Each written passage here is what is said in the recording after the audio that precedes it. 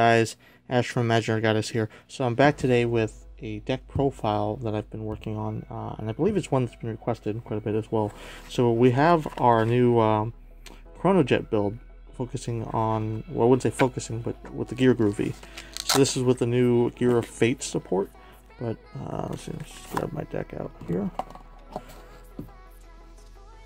And I believe this is the start of it. Okay, so my starter is Chronodragon. I've been running a lot of tests with different starters.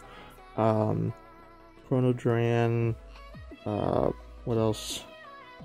TikTok and a few others, and this is just the best starter to use.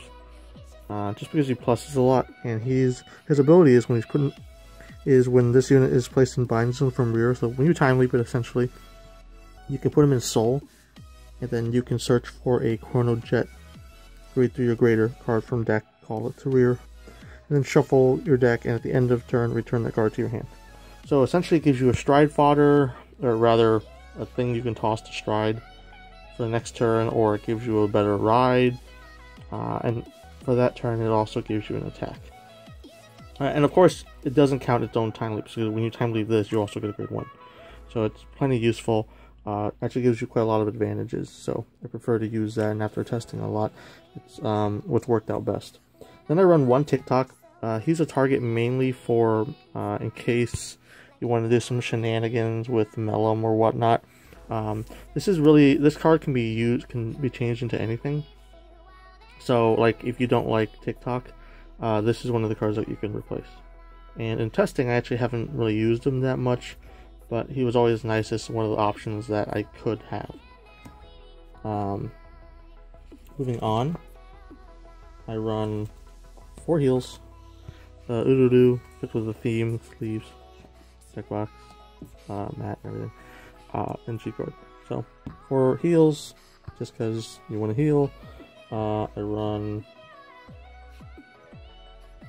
4 stands. This is the Lucky Pot, well, from the Lucky Pot.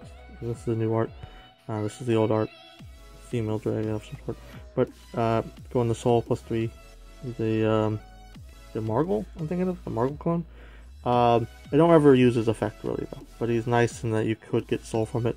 But draws are, I feel like draws are necessary. Like this deck is a very offensive deck already, and a lot of stuff does have innate crit, so you don't really need it. And this is just better for the increased hand advantage that you can get. So for those, I run 2 6 crit. So 2 generic, which could be anything, and then 4 heart thumps. This is the in-soul. Put into soul, and your Vanguard attacks you, grade 3 or greater Chronojet, which you always will, essentially. Draw a card +5k to the end of that battle. So really nice. Gives you an extra soul. Again, there is some soul use in this deck.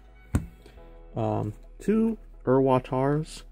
He is too good not to run in most every Gear Chronicle deck.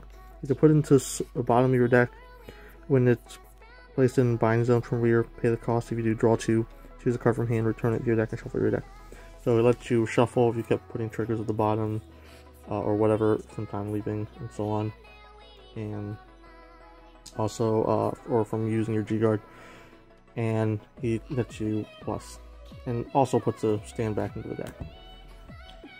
Moving on to grade 1s, I run 4 Arlems. Perfect RG. This is a very counter blast heavy deck, so this is somewhat helpful. And you really don't care too much about your rear guards because you can. Gear Chronicle is one of those decks that's pretty easy to call a big field again if you have no field. So, for Steam Breath, this is a G Arrow deck, so you want to stride as much as possible. So that's why there's 4 of those. 3 Malums. This could be 4 if you want. I find that 3 is like the best ideal number. When I was running 4, I was getting it too much, and it's usually a target that you're going to call stuff with, and sometimes you'll play it, but most of the time you want it in deck anyway, so you can leap something into it. Run one of these, take away, let you shuffle back stuff into your deck. It's important to note that it lets you shuffle back triggers as well. So A lot of people that I fought didn't know that. This girl, the new girl, just one of her, and she is a when it's placed on rear from deck. Due to time loop, pay the cost. If you do, draw a card. And it's tap herself with the cost. Draw a card and give something +4. So she gives like your grade 2s +4, makes them swing for better numbers, and lets you net a card. Because if you're gonna time leap, like a good thing is to time leap Duran into her, which then she can give 4k to something. Then Jet, you also have Jet as an attacker, and you net a card. So one of GG. I was playtesting without her, and I feel that her card advantage is too good not to run. She's essentially free card advantage because you're gonna get your deck is essentially a toolbox with your Chronicle. Because Time Leap essentially lets you toolbox most any card. Running into grade 2s, I run 4 History Makers. It's an on attack counterblast 1, and attacks the Vanguard that you can Time Leap something. That's not itself. I was running 3, testing it. You always want one of these on the field, so 4 it is. 4 just gives you more consistency in doing it. 3 upstreams, again, super good. On attack +4. You can have it +4, and if you do at the end of the battle, you can put it to your deck, search your deck for a grade 1, call it as tapped. So it doesn't work for like say the new girl, her, but you can use it to call takeaway for some cool stuff, shenanigans, GG for an extra card, Mellum to set up next turn, and so on, or this if you really want to maybe filter out grade 3s in your deck. The deck does a very good job filtering cards out, so you generally don't have that problem. I run 2 of the Calibums.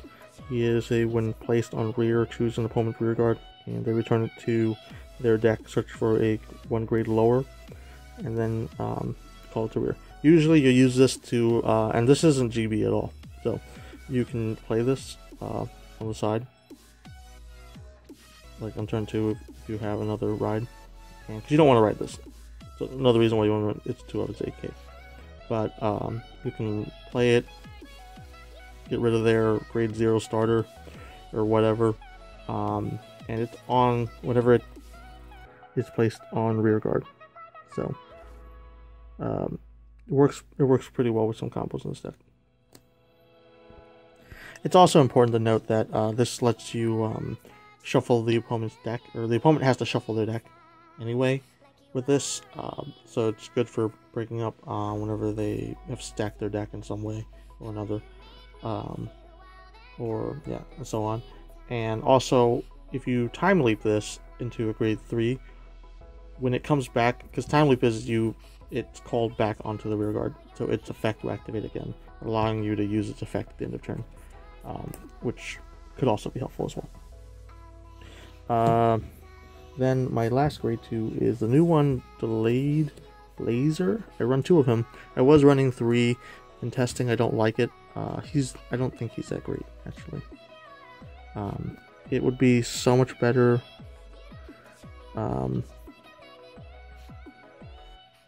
if he was just straight 12k attacker or 11k attacker, but you have to do some other effects to get it, and he might be better in a more time leap focused deck. But yeah, but he does have a time leap that you can choose a grade 2 rear guard and time leap it, which I guess a lot of people don't know is that you can time leap himself. So you can play him and time leap himself into something that can attack if you can't get the numbers up. So he's not totally useless. I just run him as 2 because I don't tend to use him as much. Then I run, for grade 3s, I run 2 Chrono Jets. This is the original, the on strike counterblast 1. Choose a rear guard, opponent's rear guard, and put it at the bottom of the deck. It's useful as a first stride. It's GB2. Opponent can't call, it gets +5, your opponent can't call grade 1s or greater from hand. It's okay, but when you're swinging a 16 or maybe 21, sometimes it's alright. So I run 2 of them, just in case in some matchups I want to ride him, other times I don't. I like him there as an option. Plus he's Chrono Jet, it's a jet. Then I run 4 of the new Jet G. This guy is insane. He is an on stride. If you stride a Gear Dragon or Zodiac Time Beast, choose a card from hand, call it, and then choose a rearguard, time leap it. So essentially a free time leap. And then his other skill is awesome. It's a during your turn, for every 2 face-up cards in your G zone, he gets +5. And all Zodiac Time Beast rearguards get +1. But you don't really run, I don't think there is any Zodiac Time Beast rearguards in this deck, so it's mainly for his effect to power him up. And I'll show you guys a combo or so with him. Then I run 1 of her, Emi. You can run the other one, but I find that it's too Soul Blast heavy.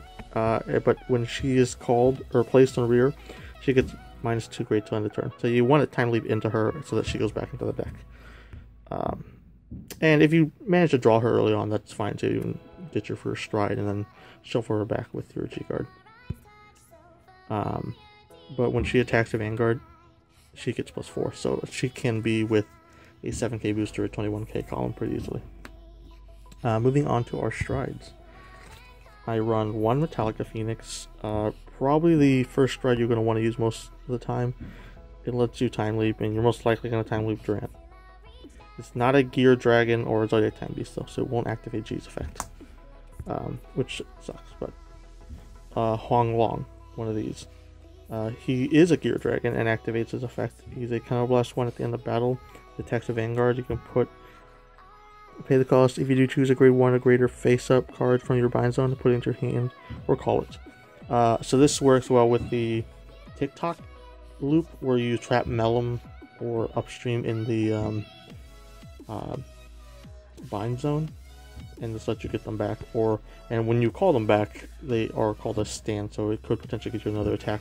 He is interesting in that aspect. I don't use him that much, but I like him there as attack, and he's also a target for Gear Groovy.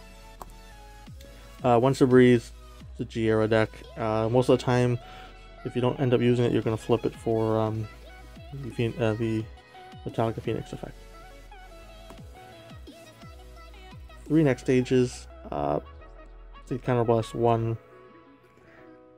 Flip a copy of itself. Choose 3 from hand. Discard at the end of the battle. It attacks a Vanguard. If you have a card with Chronodragon in its card name, you pay the cost if you do. Put this into your G-Zone face up. Choose one of your Vanguards and stand it. So, essentially gives you another attack for pretty much a -1. But it's deadly. I run 3 of those. I run 2 Gear Groovies. He is a Soul Blast 1. Choose a face down card from your G-Zone and turn it face up. He gets plus 5k into end of turn. So that's a GB3 ability. Most of the time when you use him, he's going to be GB3 anyway. And then you have a GB2, and it's a flip a copy of himself. And if you have a heart with Colonel Jet, choose an auto ability for each 2 face-up Gear Dragons in your G-Zone. And this unit gets all of the chosen abilities at the end of turn. So, because you need 2 face-up G-Dragons in G-Zone, you're usually going to use it to use Chrono Jet before you use this. It's going to be better for you anyway, because Gear Groovy is usually a finisher. Ragnarok, just a target for Gear Groovy, though I guess if you end up using Huang Long, this could also be a next turn finisher for you. He's a Counterblast 1, flip a copy of himself. When he attacks Vanguard, if you have a to end up battle, your opponent cannot call grade 0s from hand to guard, and then if number of face-up cards in G-Zone is 2 or more, it gets an extra crit, so pretty interesting. Fate Rider, this is one of those things where if you somehow don't kill them with Groovy, you're going to run into this. Though I could see you using it slightly earlier to have just pound your opponent in with a +3 field, essentially.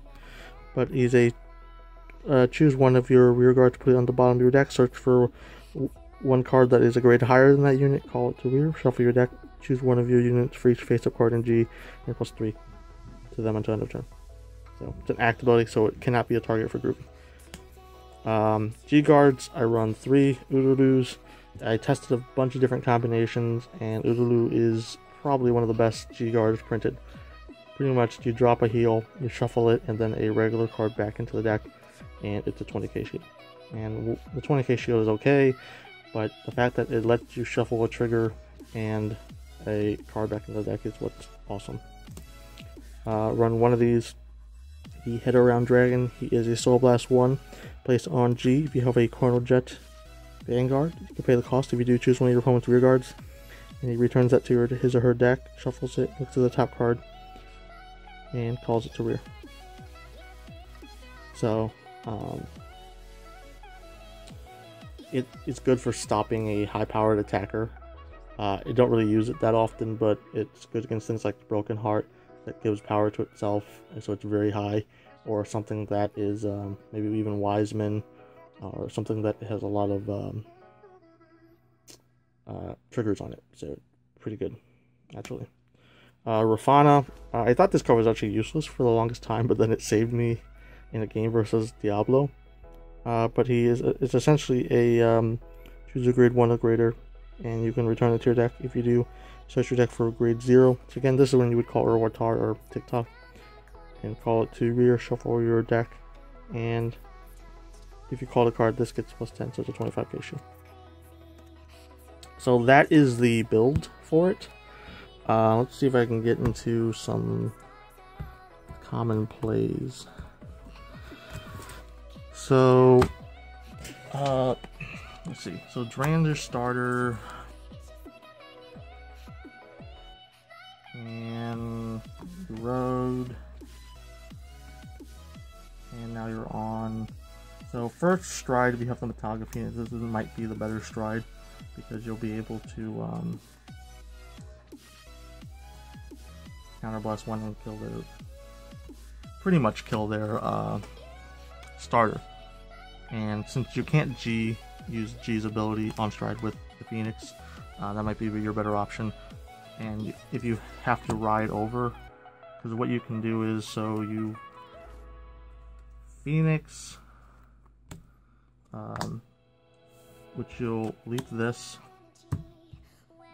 into a Jet G, and then probably this. It can go anywhere.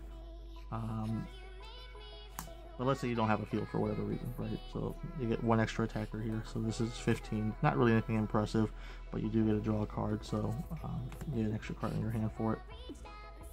And then, yeah, when this goes in the soul, this goes back in the hand, and then this goes bottom of the deck. So that would be like a typical first turn. Then your next turn, your second stride turn will almost always be a next stage. So let's see. So we got G, and that's my first stride. Then I strode. That's my stride fodder. So let's say I have an Urwatar. So on stride, it's a Gear Dragon. I toss a Urwatar out, call it, and I time leap it into a. At this point, probably be best to time leap it into a Melum. So I time leap it into a Melum. This thing, let me draw 2. It will shuffle itself back, and then the field. So I'll probably at that point have something like maybe even toss a draw trigger just so that I can do this. But I'd probably attack with this. Again, time leap into an Urwatar. So here you're already plussing 1 so far because of the first Urwatar. So time leap it into Urwatar, and then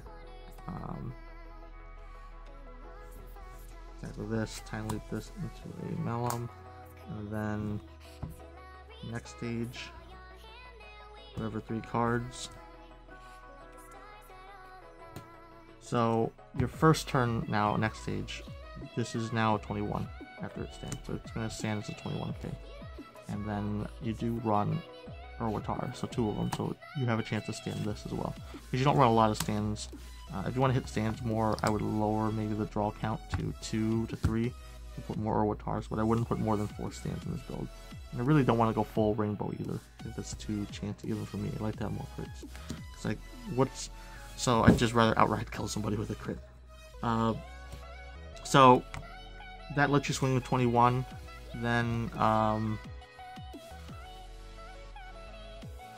all this stuff happens. I believe that goes away. So next turn, you would stride into a Groovy, and you would use your Soul Blast effect. Well, you'd still use it something, whatever, like, so you have that in hand. Call this Soul Blast 2, draw a card, time leap it into most likely this, but into this, back with this, into a Malum, or just keep it out, into a Malum, it's tapped, and then this would just call the other one back out again. You want to have something tapped when this attacks in case you hit the stand. So this is ability to flip over. Before I did any of the attacks, use the ability, flip over a Ragnar Clock, and then its own ability, flip over itself to copy Ragnar Clock to the next stage. Attack, Counterblast 1 for Ragnar Clock's ability, flip a Ragnar Clock. Then this goes back here, and you use next stage's ability to flip the next stage. So now that you're back on a stood up G, this is now, so that's 10, 15, 20, plus 20k. So it's now 31. It's a 31, and you're still getting 2 triggers. And then next turn, you'd probably, if they're not dead by now, probably gonna Fate Rider. At this point, you could also see how I don't run Honglong that much, or I don't use him that much. He's just more of a toolbox card. You could potentially switch Fate Rider for Blizza 2 if you want, but Fate Rider is a Gear Dragon, so he has essentially a time leap himself, and he lets you use G's time leap, which G is just so insane in that he hits really high and he gives you a free time leap essentially. And the funny thing with the time leap I was saying about earlier was with the Calibum. So you would time leap him into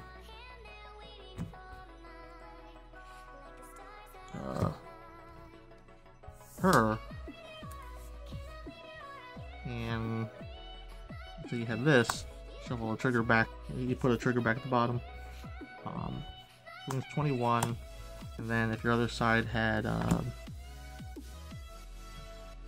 this, she's a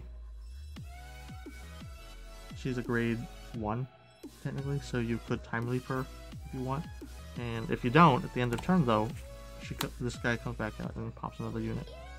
So just a lot of shenanigans, and I think this is one of the most competitive, if not the most competitive deck in the meta right now. It has a strong matchup against most people because it has a lot of attacks. It has a lot of cards to get advantage, like draw. It has draw power from the draws. It gets free attacks from time leaps. It lets you have free draws from GG and the new girl, her, Watar gives you draws. So it's got a lot of draw power, and then it has a lot of just innate power. Like at this point in the game, if you don't strike anything else, your is it 5, 10, 15, 20, 25. So your Jet G is swinging for 36 with a 2-pass. With 36, and most people are not going to 2-pass that. They're in a perfect guard at this late stage in the game. And then you get all these G Guardians, which help you put back triggers in your deck. So it helps your deck really filters itself, like with all the draw power and being able to put triggers back, it filters itself. So, I hope that gives everybody a little bit more of the understanding of the new Gear Groovy deck, how to build it, why it's good, and how to play it, and hopefully how to counter it too if you face a lot of it. You can just see some of the strengths and what targets you got to kill. Though it's kind of hard with G because they can just not have a field, and they can just call and time leave it on strike. So, yeah. So this has been my Chronojet Gear Groovy deck profile. It's been Ash from Magic Goddess. Thanks for watching, and I will catch you all next time.